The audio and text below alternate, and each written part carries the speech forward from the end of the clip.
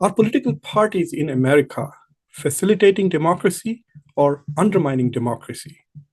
Are American courts and the judgments that they pass, are they empowering political parties at the expense of American citizens?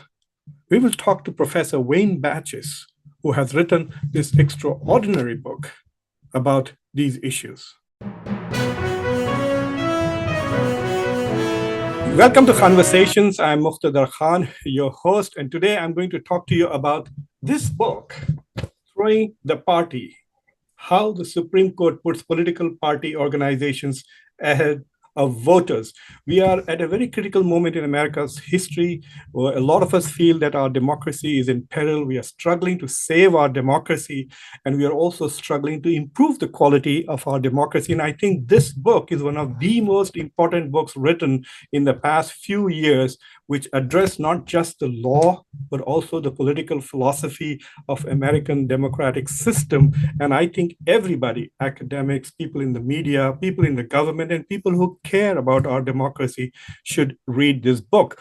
But before I introduce you, our guest, and start talking to him about this wonderful book, I want you to do the most important thing, which is subscribe to the channel, like the video, ring the bell icon so that you get notifications of future videos, and make sure, if you like this video, to share it with your colleagues, with your students, with your professors, if you are a student. And even if you don't like the video, do share it. Maybe they will like it. And I once again want to remind people in the subcontinent that at the end of this interview, I will be providing a summary in Hindi and Urdu of my conversation with Professor Wayne Batchis. So welcome to Khanversations, Professor Wayne Batchis. Thank you so much for having me. Congratulations for writing this wonderful book. And I would like to introduce you briefly. I want to let the audience know that I will provide a link to the Amazon page where you can buy this book in the video description below. So if you just scroll down, you can see the description. You will get a link to the Amazon book page. You will also get a link to Professor Wayne Batchis' website or his official page so that you can look at his other research. He does fabulous research. And he's also my colleague at the University of Delaware. He's an associate professor. He teaches public law at the University of Delaware. And he's also my neighbor. His office is just 3 steps away from my office right there. And he's a great colleague and a great friend. And I know that students who are applying for law schools, etc., just love Professor Wayne Batchis. So, Professor, I'm going to be calling you Wayne. You're my friend. It's going to be difficult for me to keep saying Professor. Please do. Please do. So my first question is the easiest one for you. Do political parties in the United States make America more democratic or less democratic? You argue in your book that parties structure democracy. So are they structuring more democracy, or are they trying to create some kind of elitist governance in our country? Well, that's a great question. I hate to say it, a complicated question, right? I think that most political scientists would tell you parties are essential for a working democracy. And I would tend to agree with that. It's the question is, what kind of party system do we want? And do we want the government to have the power to tweak that party system, right? To use policy to make sure that party system is working well for American democracy. And that's my concern, right? That my concern with the Supreme Court's involvement in political parties and the constitutionalization, you might say, of political parties is when the court has in some ways stepped in and prevented that from occurring. Professor Batchis is one of perhaps the only guy with 2 PhDs in my department. He has a JD from University of Pennsylvania, an Ivy League school just around the corner. He also has a PhD from Johns Hopkins in political science. But for a lawyer, you write very beautifully. And I love the analogy of game and rule making. So you argue that the game is on, and now we are expecting the players to remake rules of our democracy. And so to me, that was a very good analogy. I would like you to explain that a little bit to our audience and also address this question that I had in my mind, whether January 6th was an opportunity for us, maybe in 200 years, to stop the game and reset it. Great question. Yeah, so I would say that, I mean, I think one of the easiest ways to think about this, right, is to think about the Citizens United decision. That's a decision that most people are, in the U.S. at least, are pretty familiar with because it was so controversial, right? And what made it so controversial was that the court effectively told us that corporations, right, have a constitutional right to spend as much money as they want on political campaigns. Why was that problematic? Because, again, we structure the game, right? The game of democratic elections, we have rules. And corporations are fictional entities, right? They're legal entities, collective entities designed for some narrow purposes. The court said no longer can you intervene government and write the rules with regard to the role that corporations play in our democratic system. So that got a lot of attention, right? Not only because it was controversial to equate money and speech, but to treat corporations like individuals with their own individual First Amendment rights. Well, behind the scenes, over a number of decades, there's been another kind of collective entity that the court has quietly put into this category, and that's political parties, right? And so in many of the same respects, the court has said the government can't affect the rules of the game when it comes to these private entities we call political parties, because they're, just a collection of people who are getting together to try to affect change, and they should have their own First Amendment rights. Well, that's troubling when they become essential part, an essential and a central part of our system. So I think that's where the issue of who makes the rules, right? And here it's becoming increasingly the Supreme Court, right, stepping in and saying, here you can't affect the rules because the Constitution already tells us that these parties have to be able to make their own choices. So behind this there is this tension, right, behind who makes the rules. And indeed, yes, January 6th told us anything is that things are quite askew with our party system. Do we need to step back and rewrite the rules, start over? I don't know. I don't know if I would agree that I'm in the start over camp, right? I kind of tend to believe in our institutions for the most part, and believe that we can repair those institutions. But the court might be an obstacle to that, and I think that's the problem. I was watching this. We have a word in Hindi called tamasha, which means a circus, or you put up a show. So I was watching the circus of our Congress trying to elect a speaker, and to me this was happening while I was reading your book. So you can imagine the resonance that I was having. I said, oh my God, he's so true. These political parties are not facilitators of democracy. And even though you don't touch upon it, I also think that they are not facilitators of good governance. They have become a problem. They have become a caricature of themselves, right? And so it was very, it was like a manifestation of the sickness of the two-party system. So I want to read a comment that you wrote, and I would like you to explain that to us.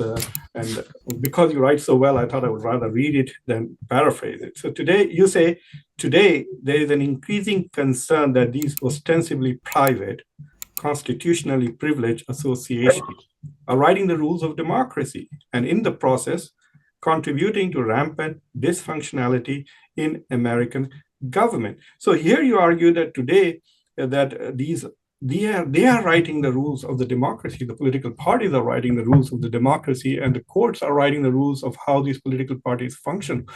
I mean, is this really consistent with our constitution? And whether it is consistent with the constitution or not, is it something that is good for a democracy in the time that we live in? Yeah, I would argue that it isn't. I mean, I again, it is a balance, and that is a balance is the most difficult thing to try to get across, right?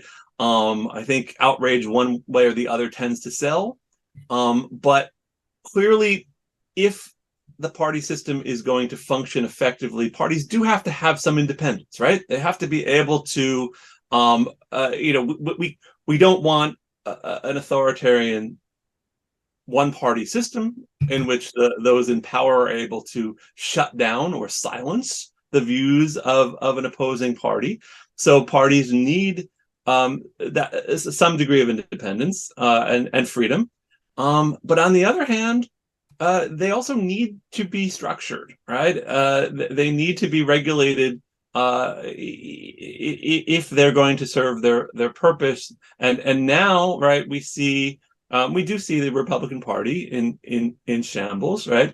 The Republican Party, this fiasco that we all just observed, is a product of a very, very weak party, where the individual members of Congress in the Republican Party are far more concerned and incentivized by their own desire to make a name for themselves and to be adversarial for the sake of being adversarial, to be combatants, for the sake of being combatants, because it plays well on cable news. The incentives need to be realigned. So again, it is a balance, but that balance is very much out of whack. So there is a performative element to bad behavior, like Gates nominating Donald Trump for Speaker of the House, right? So clearly he dominated the social media cycle for like about half an hour, and he probably got on CNN and definitely on Fox and other places by doing that. So the motivation clearly is to attract attention to himself. It's not about promoting democracy. It's not about providing better governance, etc. So my question to you is that in this age where you have social media, you have cable news, 24/7 cable news, and you have WhatsApp and other things, where there is instantaneous communications, instantaneous engagement, is American style of democracy not suited for this new age? Do Well, we really think fundamentally? I mean, I know you are not in the camp that would like to rewrite the rules, but do we really don't you think that we need to really fundamentally think how best can we provide inclusivity and good governance in this day of social media and cable news, etc.? None of this was around when the framers were framing the Constitution. absolutely. We adapt, right? And I tend to be an optimist. I mean, I think we've adapted before. We survived a civil war, right?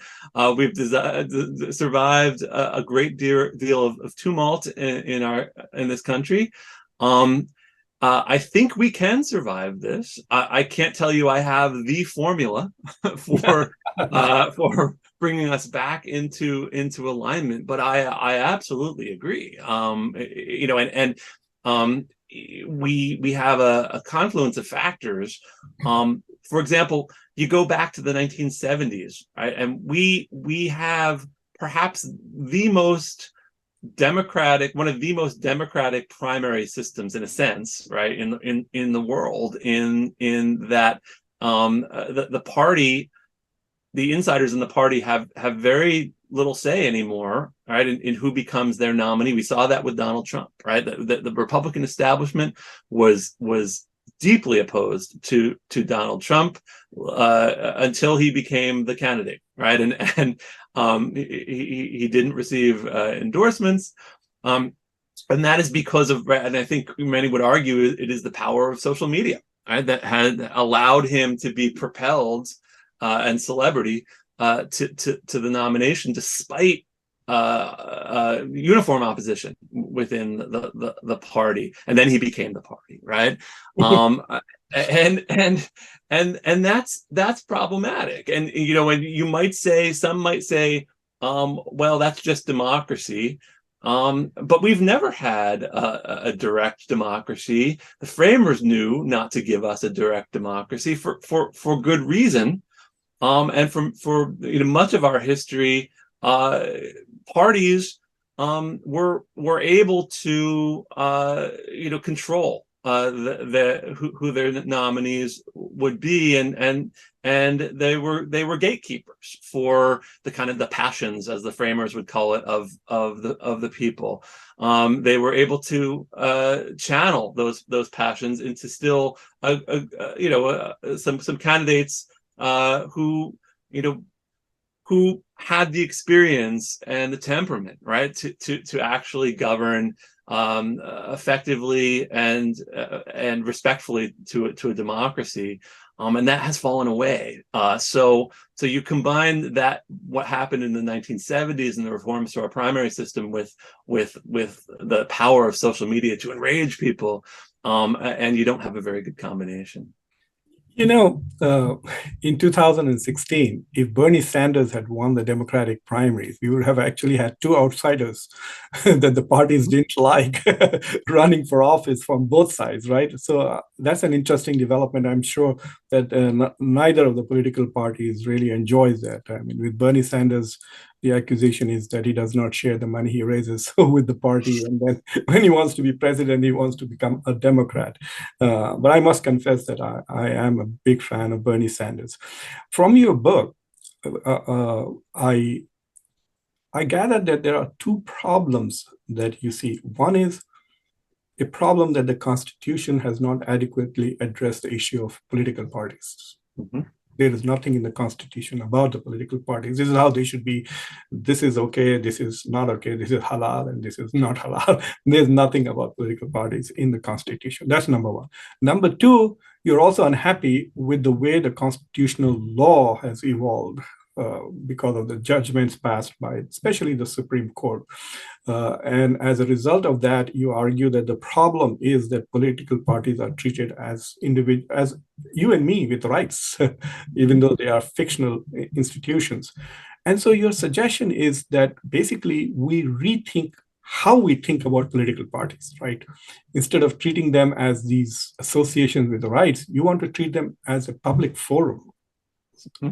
What does that mean? How is that going to work? Yeah, so that is a doctrine. First Amendment doctrine is a big mess. It's very, very complicated.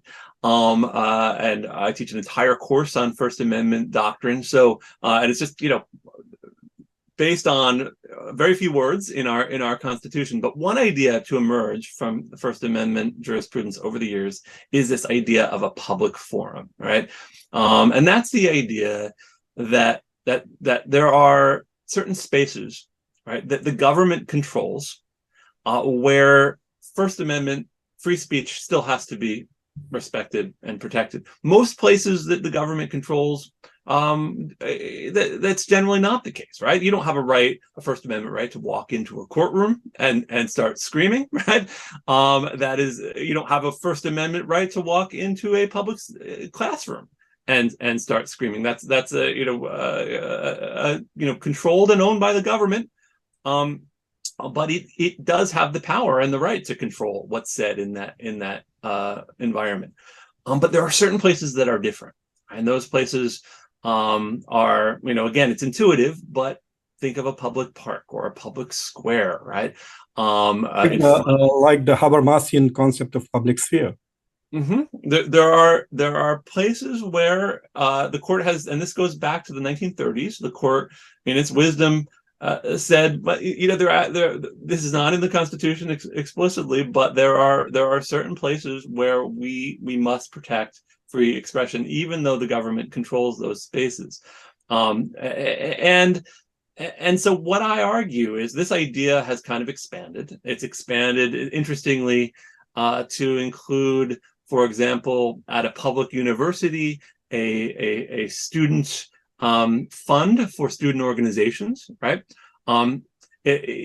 Can a public university acting as the government restrict, for example, what kinds of student organizations, what kinds of messages they can propagate, right? What kinds of ideas they can stand for? Can a public university prohibit the college Republicans from existing, but allow the college Democrats to exist? No, the court says, even though a university has a broad degree of control over its curriculum, right, and the professors it hires and fires, right, that is a kind of public forum where the government both can structure and control to some extent how the student organization system is run, but there is a limit, right? And then the First Amendment kicks in. And so what I argue is I say this is a kind of a nice doctrinal box for political parties, and it might actually be a pretty good fit when you look at the role parties play. So I'm a little uncomfortable with that example. So, for example, this whole culture of wokeism is affecting universities, where they are definitely becoming partisan in how they allow freedom of speech to a great extent. I mean, there is this episode just happened a couple of weeks ago at Hamline University in Minnesota, where a professor showed a picture of Prophet Muhammad, peace be upon him, and the professor was fired for, even though the professor said, he's teaching art history, and I'm saying this is a particular kind of art. That was a painting done by Muslims, a very famous painting of the Prophet Muhammad, peace be upon, doesn't even have the face. So universities are also kind of overstepping the bounds in terms of restricting speech. And I fear that in an effort to kind of regulate, and I don't mean control, regulate political parties, we might actually be clamping down on individual freedom of speech. Absolutely, right? So that's a perfect point, right? The thing about Hamline University, or Hamline, I'm not too familiar with it. I think it's in Minnesota. Yeah. It's a private institution, right? Yeah. And there's a fundamental difference between private institutions and public institutions. And at a public university, the First Amendment does apply, whereas it wouldn't apply in a private setting, despite our, I think, legitimate criticisms of a university disregarding academic freedom in that way. And I followed that story as well. So private universities, and the court has not clearly resolved this, but the First Amendment certainly applies because they're considered governmental entities. At the same time, right? One would not argue that there, a university is, or a small college is required to have a philosophy department if it does not, want to have a philosophy department anymore, right? So there is this balance, and that's what I argue the public forum doctrine, kind of is a really helpful doctrine in terms of understanding how political parties, for example, might be thought of when fitting in this kind of awkward space in between public and private, right? Because they're kind of in the middle. One of the points that you make, and you are very strong in your literal accusation of American courts, that every time they have an opportunity, they are erring on the side of the parties and against the individual voter. So they're basically chipping away at the rights of the individuals while actually strengthening the privileges of the political parties. Do I read you correctly?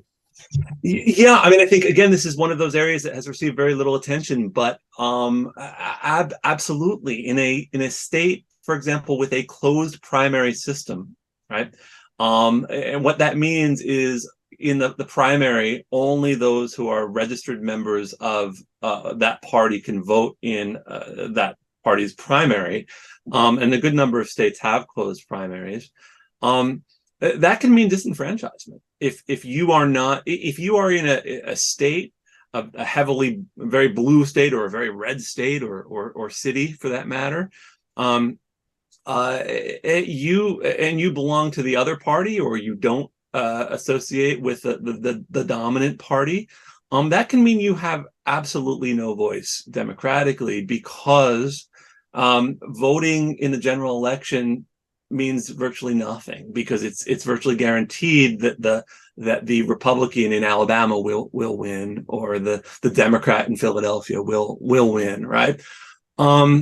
And the court that challenge was made to close primary systems to states and localities with closed primaries, and the court ignored that challenge by an individual saying, I'm just being disenfranchised. We have this problem in Delaware, right? Like, I tell people and my students that the real elections are the Democratic primaries. Mm-hmm. You win the Democratic primary, there's a very little chance that you will lose, except one case of Castle losing, surprisingly. But otherwise, you win the Democratic primary and you will win the elections, because the registered voters are 2:1 in the favor of the Dem. So you're saying that if the primaries were open, so a Republican could actually run in the Democratic primaries and win. Is that the point you're trying to make? Well, I'm thinking more from the perspective of the individual voter, right? So what that means effectively is, unless you register, if you're a Republican, right? Unless you basically lie, right, and register as a Democrat, even though you feel as Republican as it gets, you don't have a voice as a voter in the state of Delaware for the most part. Because it's only the primary, that Democratic primary, that matters, that determines who will ultimately win the election. And that's an area where the interests of the individual voter have been ignored by the court. But when the party itself has stepped up and said, we have a constitutional right to determine who we allow to vote in our primaries and who we don't, the court has been receptive, right? So they have been receptive to this collective entity, again, as you point out, right? Not mentioned at all in the Constitution. Parties were despised by the framers, right? But the court has ironically given that entity, the political party, constitutional rights, and rejected constitutional rights on the part of the individual trying to have a voice. So it is troubling. From your book, if I were to caricature parties, they're like unruly kids driven by their ids and trying to maximize their desires of that moment, whereas the courts are both the villains and the potential heroes of your book, if I'm not mistaken. So the problem is, you are trying to make the problem the solution by saying the courts are the problem and the courts can solve this problem.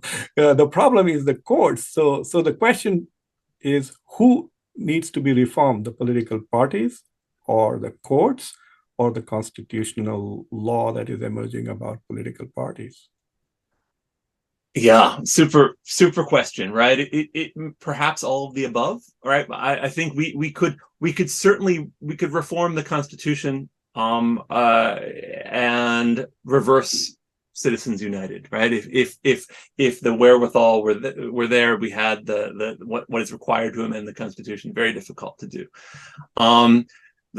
I believe in the courts, right? And as I said, maybe, I believe in institutions. I believe that courts are necessary, and that we do need an arbiter of the Constitution. But that doesn't mean we shouldn't criticize the court when the court does the wrong thing or has done the wrong thing. And sometimes it goes without a whole lot of attention paid. And that's what I'm trying to do with this book, to bring attention to an area where I think the court has gotten it wrong over time, in part because of the inherent complexity of political parties. I mean, political scientists will tell you it's very difficult to understand what parties really are, right? And how they should be understood. It's not a simple matter, because they play multiple roles at the same time, right? They're an organization an independent organization like a private association, as I said, a group of people that gets together with similar interests and passions, they are part of the government, right? They're part of how we structure the government today. They are like a lobby that becomes government. It is, yeah, in a sense, right? In a sense, although a lobby, the one difference still is a private interest organization is not given this central role in our democracy and how we structure democracy, right? How we choose our leaders, and that's the core role of parties. So your problem is that the fact that they are private entities. You want them to become public entities.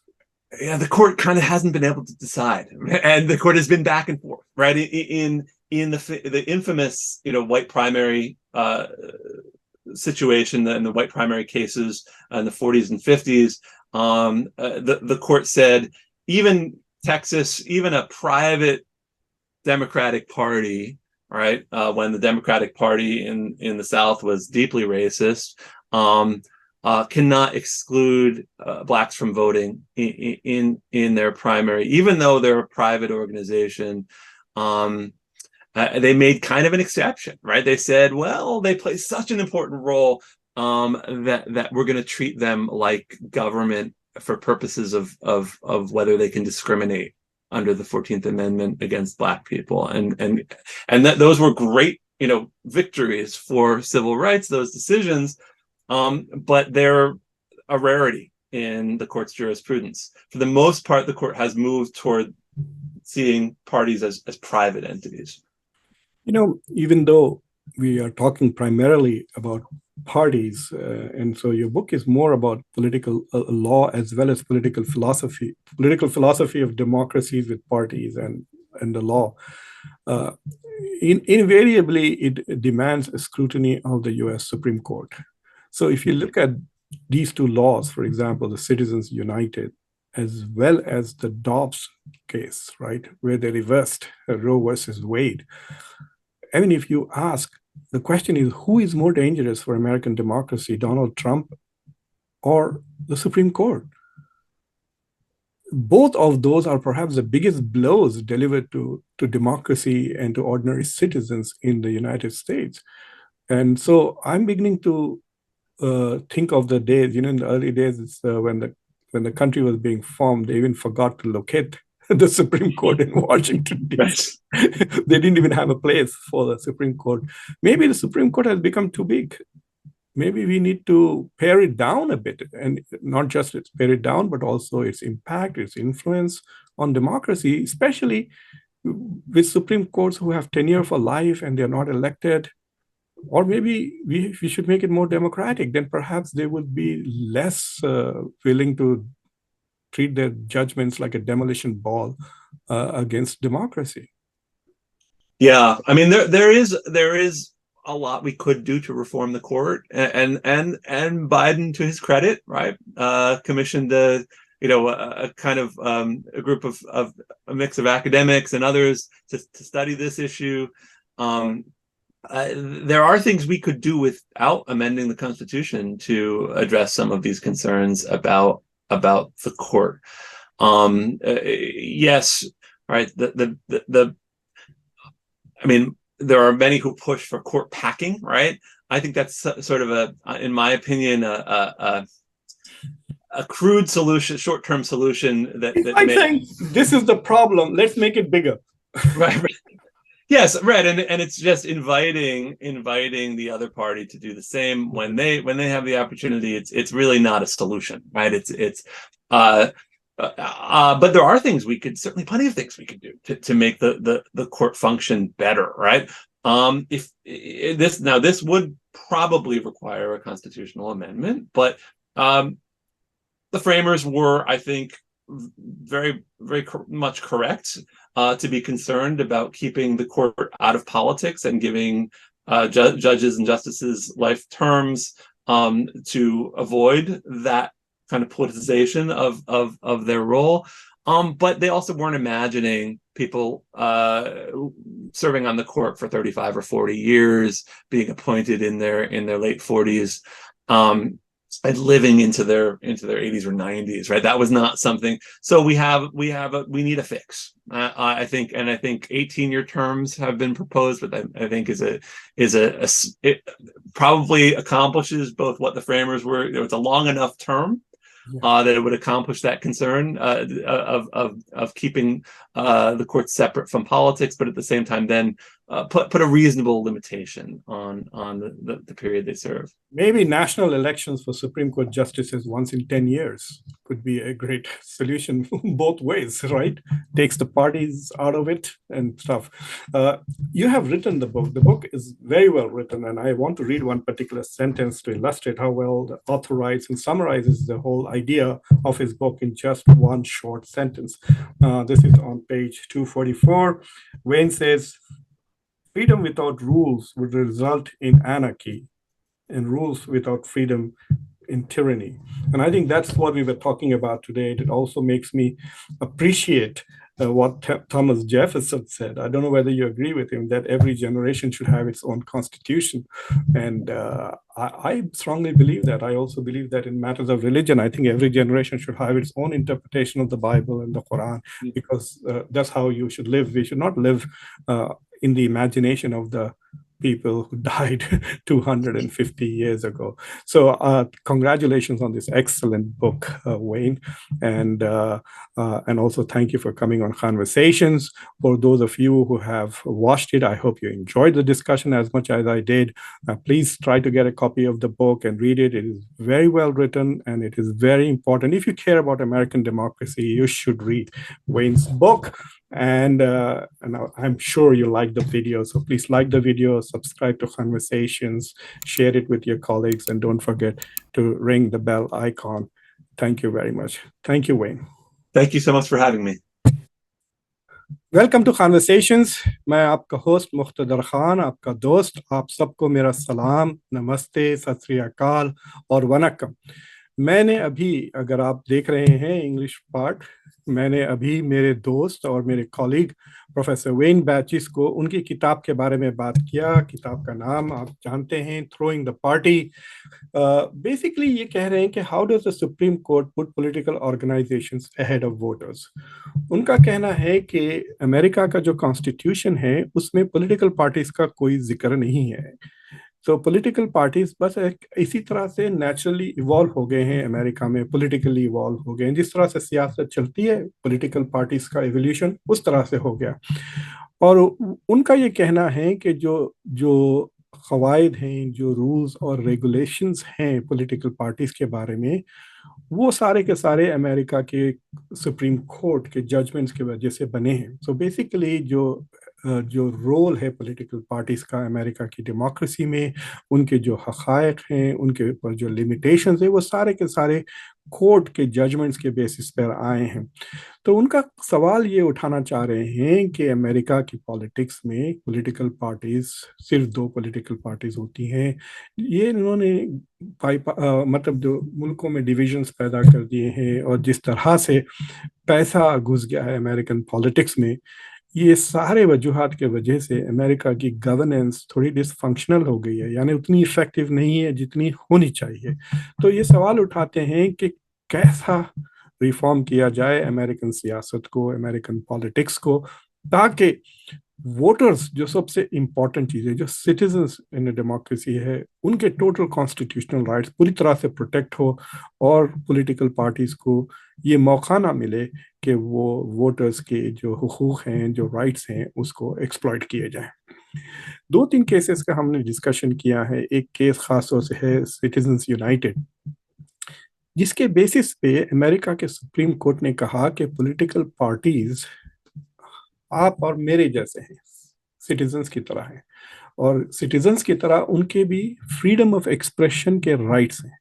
तो जो America के जो constitution में जो first amendment है, right to freedom of speech and expression, वो अब political parties को भी दे दिया है. तो पॉलिटिकल पार्टीज के अब जो एक्चुअली एक रियल एंटिटी नहीं है, it's a legal fictional entity, जैसा प्रोफेसर साहब ने कहा है, लेकिन उनके भी अब आप और मेरे जैसे राइट्स हैं.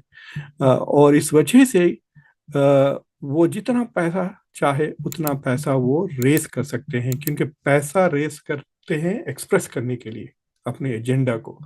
تو اس طرح سے امریکہ کی سیاست میں بہت زیادہ پیسہ آ گیا ہے، اس حد تک کہ 400-500 ملین ڈالر خرچ ہو جاتے ہیں پریسیڈینشیل الیکشنز میں. میں خود ان کو مذاق سے کہتا ہوں کہ امریکہ میں الیکشنز نہیں ہوتے، آکشنز ہوتے ہیں. اگر آپ سینٹ کی سیٹ کے لیے دوڑ رہے ہیں تو 20-25 ملین تک بھی خرچ کر سکتے ہیں، اور اگر آپ چھوٹے سے اسٹیٹ میں کانگریس کے لیے پارٹیسپیٹ کر رہے ہیں تو تقریباً $500,000 بھی آپ کو خرچنا پڑتا ہے.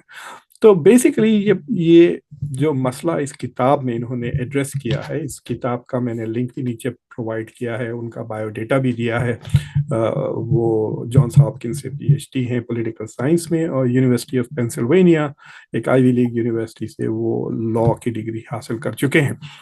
تو ان کا کہنا ہے کہ یا تو ہم کانسٹیٹیوشن کو ریفارم کریں تاکہ پولیٹیکل پارٹیز کے بارے میں کچھ رولز بنا سکیں، یا جو کورٹ کا طریقہ کار ہے اس کو بدلیں، اور پولیٹیکل پارٹیز کا جو ڈسکرپشن ہے ایز اے پرائیویٹ ایسوسیشن اس کو بدل کر اس کو ایک پبلک فورم کی حیثیت دے. تو ہم لوگوں نے جو باتیں کی ہیں، ہم نے تھوڑے کیسز کا ذکر کیا، خاص طور سے میں نے 2 کیسز کا ذکر کیا، سٹیزنز یونائٹڈ اور ڈابس کیس، اور جس میں دونوں کیسز میں جو سپریم کورٹ نے ڈیسیشن لی ہے وہ ڈیموکریسی کے لیے اچھا نہیں ہے. جو ڈابس کیس ہے وہ عورتوں کے رائٹس اور عورتوں کے حقوق کو تقریباً 50 سال پیچھے ڈھکیل دیا ہے امریکہ میں، اور جو سٹیزنز یونائٹڈ ہے اس تو امریکہ میں کرپشن ایک حد تک بڑھا دیا ہے، بیکاز ایک طرح سے انہوں نے کرپشن کو لیگلائز کر دیا. اب بہت سارا پیسے، خاص طور سے بڑے بڑے جو بلینئرز ہیں، وہ اسٹیٹ لیول پہ تو بہت ہی زیادہ اثر کر سکتے ہیں الیکشنز اپنے پیسے خرچ کر کے. تو یہ 2 کیسز کی وجہ سے ہم یہ سوچ رہے ہیں کہ شاید سپریم کورٹ کو بھی ریفارم کرنا چاہیے. امریکہ کا جو سپریم کورٹ ہے اس میں فی الوقت 9 ججز ہیں، اور یہ ججز لائف ٹائم اپوائنٹمنٹ ہوتے ہیں، ان کو نکال نہیں سکتے آپ.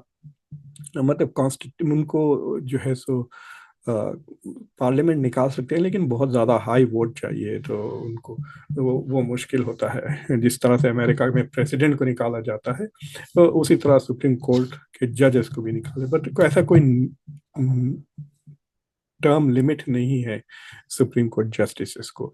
اس کی وجہ یہ ہے کہ ان کو آزادی دی گئی تاکہ وہ فری رہے، مطلب سوچ سمجھ میں کسی پولیٹیکل پریشر سے نہیں رہے.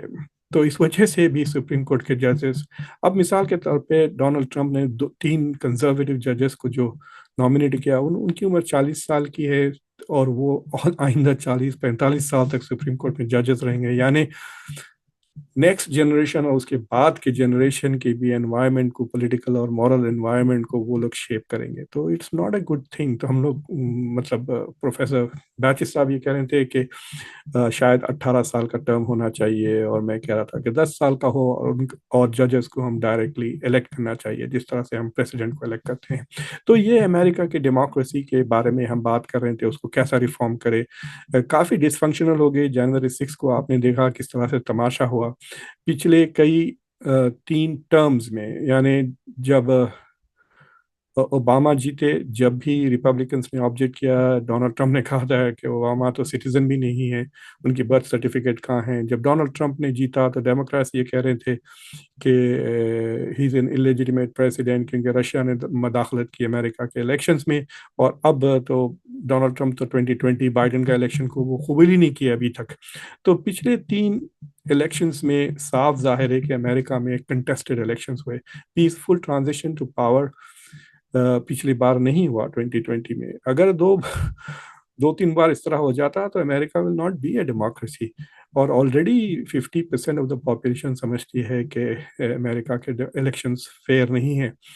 اتنی بیوقوفانہ بات ہے کہ جو لوگ الیکشن جیتے ہیں ریپبلکنز، وہ الیکشن جیت کر بھی کہتے ہیں ہمارا الیکشن فیئر نہیں تھا کیونکہ ڈونلڈ ٹرمپ ہار گئے. یعنی کہ ایک ہی الیکشن میں سب ووٹ ڈالتے ہیں ہر لیول کے لیے، سینٹ کے لیے، کانگریس کے لیے، پریسیڈنٹ کے لیے. تو سینٹ اور کانگریس کی سیٹیں انہوں نے جیتی، پریسیڈنٹ ہار گئی، تو کہہ رہے ہیں کہ پورا الیکشن ہی جو ہے سو اللیجیٹیمیٹ ہے. تو اس طرح کے امریکہ میں سیاسی جو جو ماحول بنا ہوا ہے کہ ڈیموکریسی تھوڑی کمزور ہو گئی ہے. ڈیموکریسی انڈیکس پر بھی اگر آپ جا کے دیکھیں گے تو امریکہ is not a full democracy.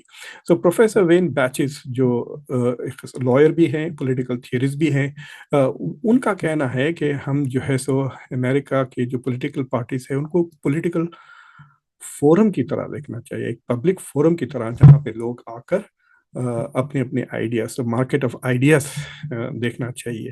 کیونکہ ان کو پرائیویٹ اینٹیٹیز ٹریٹ کرنے سے یہ ہو رہا ہے کہ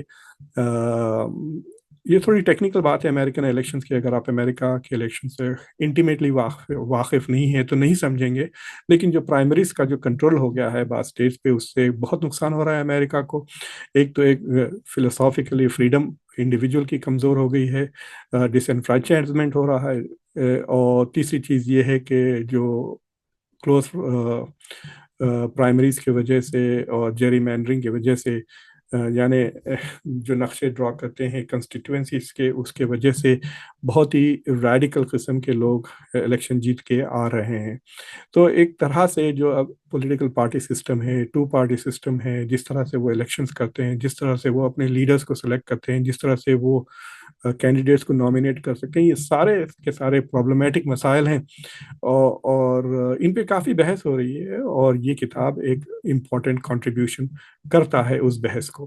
آئی ہوپ میں آپ لوگوں کو تھوڑا بہت آئیڈیا دے سکا کہ ہمارے انگلش میں کیا ڈسکشن ہوئے ہیں، اور آئندہ بھی میں یہی کوشش کروں گا کہ جب بھی میں کسی انٹرسٹنگ ایشو پر انگریزی میں بات کروں تو میں اس کو I will try to provide summary آخر میں. لیکن آپ پورا ویڈیو ضرور دیکھیں. اگر بالکل ہی نہیں سمجھ میں آتا ایکسنٹ کی وجہ سے یا لینگویج کی وجہ سے تو اور بات ہے، لیکن میری جو سمری ہے اس کو آپ سپلیمنٹ ہی سمجھے. اینڈ آئی ہوپ کہ آپ لوگوں کو یہ پسند آیا، اور یہ ایک نئی پریکٹس ہے، اینڈ آئی ایم شیور کہ میں آئی ول گیٹ بیٹر ٹرانسلیشنز میں اور سمرائزیشن میں. اور آپ سب کو دیکھنے کے لیے دھنیہ واد، شکریہ بہت بہت.